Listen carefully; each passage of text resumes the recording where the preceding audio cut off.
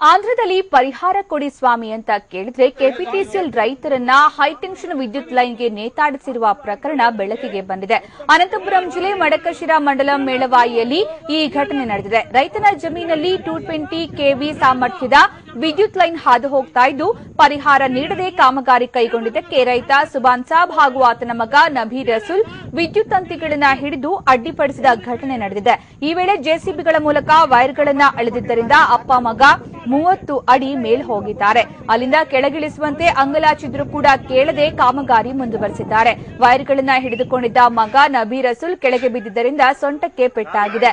ಇನ್ನು ಕರ್ನಾಟಕದ ಗಡಿ ಭಾಗದಲ್ಲಿರುವ ಪಾವಗಡ ಸಮೀಪ ಈ ಘಟನೆ ನಡೆದಿದೆ.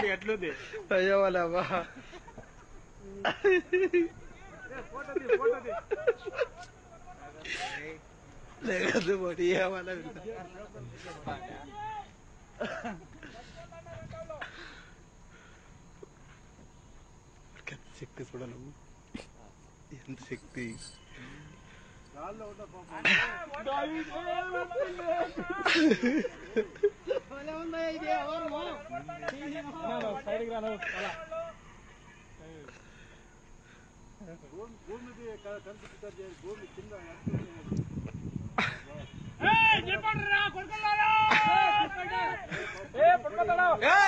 కొడుపారా స్వామికేం తెలుసు చెప్పు.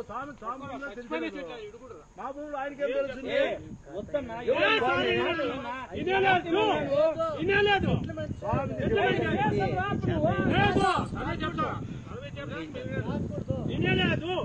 ఏమన్నా మా ప్రాణాలే పోనీ ఇనేలేదు సార్, ఇనేలేదు ఎవరు చేయలేదు. మాది పొరుగు ನಿಮಗೆ ಕಂಬ ದುಡ್ಡು ಕೊಟ್ಟಿಲ್ವಾ? ನಾನು ಮಾತಾಡ್ಕೊಂಬಂದು ಕೊಟ್ಟಿಲ್ವಾ? ఎవరు చేయలేదు. ಮಾದಿ పొరుగు ನಿಮಗೆ ಕಂಬ ದುಡ್ಡು ಕೊಟ್ಟಿಲ್ವಾ? ನಾನು ಮಾತಾಡ್ಕೊಂಬಂದು ಕೊಟ್ಟಿಲ್ವಾ? ಅಲ್ಲ ಹೇಳಿಲ್ವಾ? ಕೊಟ್ಟಿಲ್ವಾ ನಿಮಗೆ?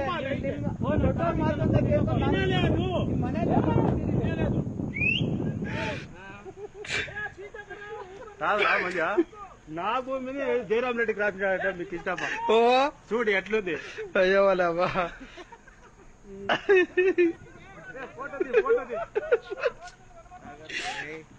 లేదు మరి ఏమన్నా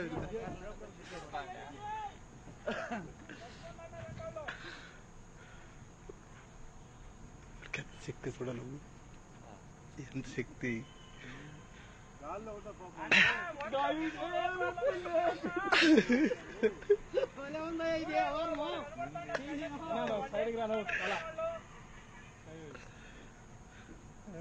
భూమికి కనిపిస్తుంది. భూమి కింద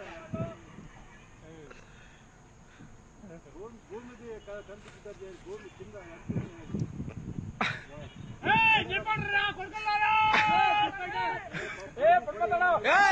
కొడుపారా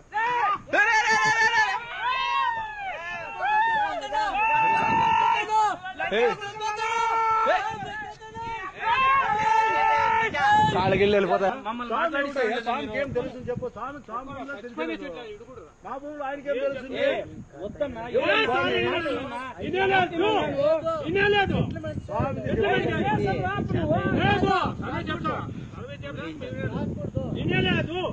ఏమన్నా మా ప్రాణాలే పోనీ ఇనేలేదు సార్, ఇనేలేదు ఎవరు చేయలేదు.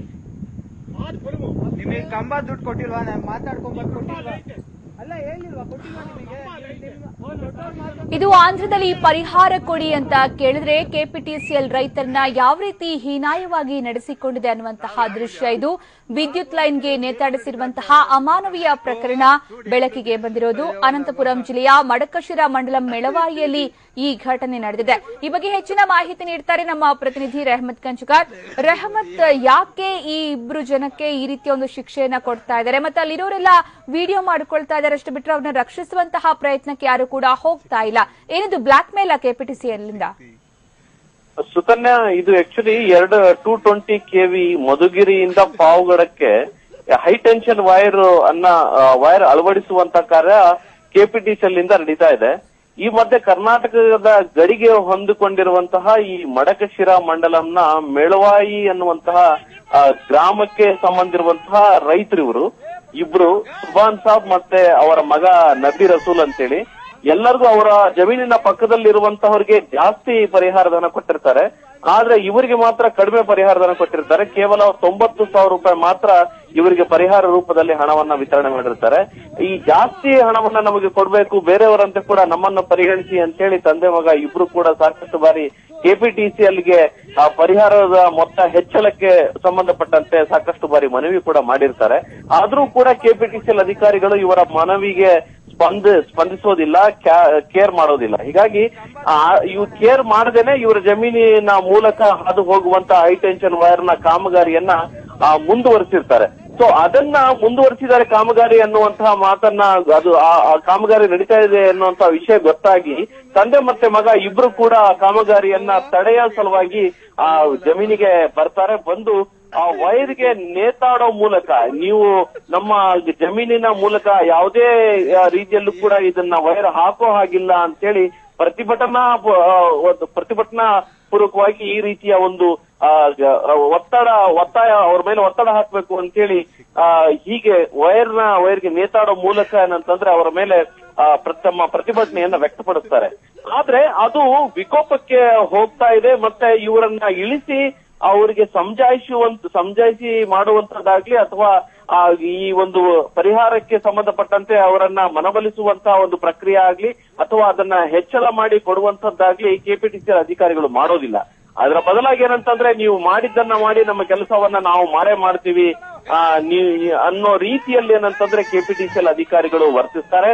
ಅವರು ಹೈ ಟೆನ್ಷನ್ ವೈರ್ಗೆ ನೇತಾಡ್ತಾ ಇದ್ರು ಕೂಡ ಅವರ ಕಾಮಗಾರಿಯನ್ನ ಅವರು ಕಂಟಿನ್ಯೂಸ್ ಆಗಿ ಮುಂದುವರಿಸ್ತಾನೆ ಇರ್ತಾರೆ.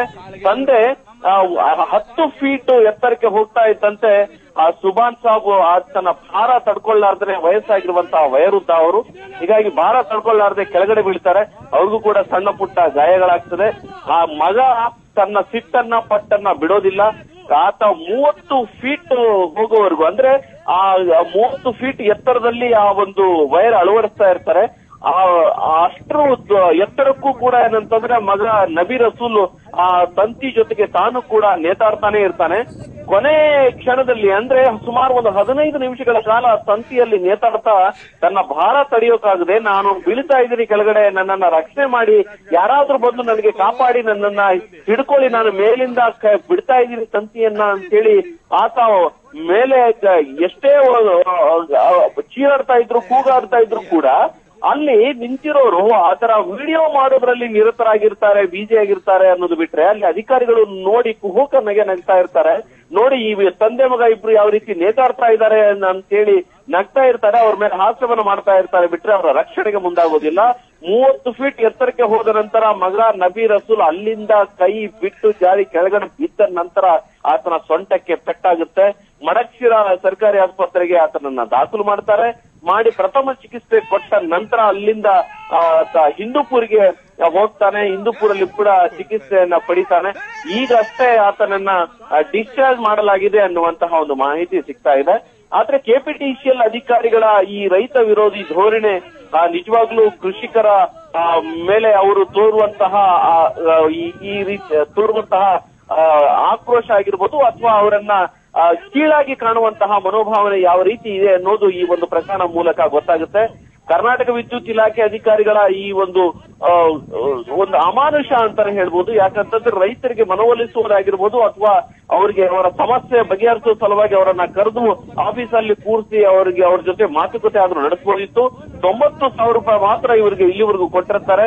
ಪಕ್ಕದವರಿಗೆ ಮತ್ತೆ ಆಜುಬಾಜುದವರಿಗೆ ಸುಮಾರು 2.5 ಲಕ್ಷ ರೂಪಾಯಿವರೆಗೂ ಪರಿಹಾರಧನ ಕೊಟ್ಟಿದ್ದಾರೆ. ನಮಗೂ ಕೂಡ ಕೊಡಿ ಅಂತೇಳಿ ಇವ್ರು ಕೇಳಿದ್ದೇ ತಪ್ಪಾಯ್ತು ಅನ್ನುವಂತ ರೀತಿಯಲ್ಲಿ ಅಧಿಕಾರಿಗಳು ನಡೆಸಿಕೊಂಡಿರುವಂತಹ ರೀತಿ ನೋಡ್ತಾ ಇದ್ರೆ ನಿಜವಾಗ್ಲೂ ಅಮಾನುಷ ಅಂತಾನೆ ಈ ಒಂದು ದೃಶ್ಯಾವಳಿಗಳನ್ನು ನೋಡ್ತಾ ಇದ್ರೆ ಗೊತ್ತಾಗುತ್ತೆ. ಸುಕನ್ಯಾ, ಧನ್ಯವಾದ ರೆಹಮತ್ ಕಂಚುಗಾರ್. ಈಗ ನಮ್ಮ ಜೊತೆಗೆ ಮಾತಾಡೋದಕ್ಕೆ ಸ್ಥಳೀಯ ಪತ್ರಕರ್ತರಾಗಿರುವಂತಹ ಲೋಕೇಶ್ ಅವರು ಸಂಪರ್ಕದಲ್ಲಿದ್ದಾರೆ. ಲೋಕೇಶ್ ಅವರೇ, ಕೆಪಿಟಿಸಿಎಲ್ ನಿಂದ ಈ ರೀತಿಯ ದೌರ್ಜನ್ಯ ಆಗಿದೆ ರೈತರ ಮೇಲೆ. ಆದಾಗ್ಯೂ ಕೂಡ ಅಲ್ಲಿ ಒಂದಷ್ಟು ಜನ ನೋಡ್ಕೊಂಡಿದ್ದಾರೆ ಅಷ್ಟು ಬಿಟ್ರೆ ಅವನ್ನ ರಕ್ಷಿಸುವಂತಹ ಪ್ರಯತ್ನ ಯಾರು ಮಾಡಲಿಲ್ಲ.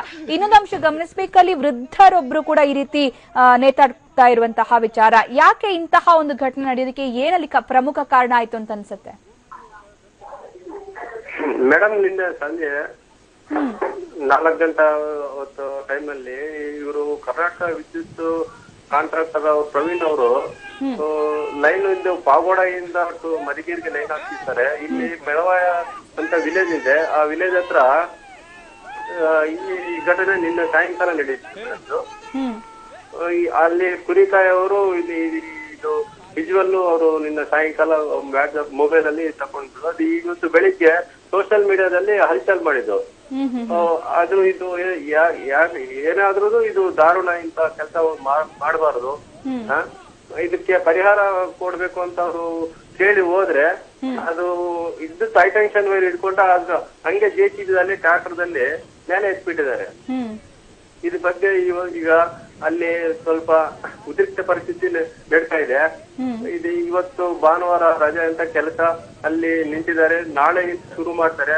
ನಾಳೆ ಏನಾಯ್ತು ಇದರಲ್ಲಿ ಏನ್ ನಡೀತು ಅಂತ ನೋಡ್ಬೇಕು ಮೇಡಮ್. ಇದು ಓಕೆ, ಲೋಕೇಶ್ ಅವರೇ, ಅವ್ರಿಗೆ ಹೇಗಿದೆ, ಅವ್ರ ಕಂಡೀಷನ್ ಹೇಗಿದೆ ಈಗ? ನಿಮ್ಗೆ ಏನಾದ್ರು ಮಾಹಿತಿ ಇದೆಯಾ ಅದ್ರ ಬಗ್ಗೆ? ಈಗ ನಿನ್ನೆ ಸಂಜೆ ಹಾಸ್ಪಿಟಲ್ ಕಳಿಸಿದ್ದಾರೆ. ಕಳಿಸಿ ಅಲ್ಲಿಂದ ಅವರು ಕಾಂಟ್ಯಾಕ್ಟ್ ಇದ್ದು ಮುಂದೆ ನೋಡ್ಲಿಲ್ಲ.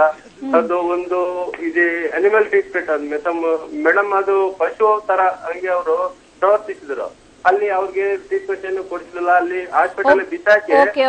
ಓಕೆ ಲೋಕೇಶ್ ಅವರೇ, ಥ್ಯಾಂಕ್ ಯು ನಮ್ಮ ಜೊತೆ ಮಾತಾಡೋದಕ್ಕೆ. ಈಗ ನಮ್ಮ ಜೊತೆಗೆ ಮಾತಾಡೋದಕ್ಕೆ ಜಮೀನ ಮಾಲೀಕ ನಬೀರ್ ರಸೂಲ್ ಅವರು ಸಂಪರ್ಕದಲ್ಲಿರೆ. ನಬೀರ್ ರಸೂಲ್ ಅವರೇ, ಏನಾಯ್ತು? ಹಗ್ಗದ ಮೇಲೆ ತಾವು ನೇತಾಡ್ತಾ ಇದ್ರಿ ಅಂತ ಅನ್ಸುತ್ತೆ, ಯಾಕೆ ಈ ರೀತಿ ಪರಿಸ್ಥಿತಿ ಬಂತು? ಓಕೆ, ಸಂಪರ್ಕ ಕಡಿತಗೊಂಡಿದೆ, ಮತ್ತೆ ಅವ್ರನ್ನ ಸಂಪರ್ಕಿಸೋಣ. ಒಟ್ಟಾರೆ ನಿಜಕ್ಕೂ ಕೂಡ ಅಮಾನವೀಯ ಘಟನೆ, ಅಮಾನುಷ ಘಟನೆ ಅಂತಾನೆ ಹೇಳ್ಬೇಕು. ಕೆಪಿಟಿಸಿಎಲ್ ನಿಂದ ಆಗಿರುವಂತಹ ದೌರ್ಜನ್ಯಕ್ಕೆ ಇದೊಂದು ನಿಜಕ್ಕೂ ಕೂಡ ಯಾವ ರೀತಿಯ ಶಿಕ್ಷೆ ಕೊಡಬೇಕು ಅಂತ ಕೂಡ ಗೊತ್ತಾಗ್ತಾ ಇಲ್ಲ. ವೃದ್ಧ ಮತ್ತೆ ಅವರ ಮಗ ಇಬ್ರು ಕೂಡ ಹೈಟೆನ್ಷನ್ ವೈರ್ ಅನ್ನ ಹಿಡಿದು ಪ್ರತಿಭಟನೆ ನಡೆಸೋದಕ್ಕೆ ಹೊರಟಂತಹ ಸಂದರ್ಭದಲ್ಲಿ ಆ ವೈರ್ ಸಮೇತ ಅವ್ರನ್ನ 30 ಅಡಿಗೂ ಹೆಚ್ಚು ಎತ್ತರ ಎತ್ತಿರುವಂತಹ ಒಂದು ಘಟನೆ ಇದು. ಒಂದು ವೇಳೆ ಆ ಸಂದರ್ಭದಲ್ಲಿ ಅಷ್ಟು ವಯಸ್ಸಾಗಿರುವಂತಹ ವ್ಯಕ್ತಿಗೆ ಮತ್ತೆ ಅವರ ಮಗನಿಗೆ ಏನಾದರೂ ತೊಂದರೆ ಆಗಿದ್ರೆ ಯಾರು ಜವಾಬ್ದಾರರಾಗ್ತಿದ್ರು ಅನ್ನುವಂತಹ ಪ್ರಶ್ನೆ ಕೂಡ ಈಗ ಮೂಡ್ತಾ ಇದೆ.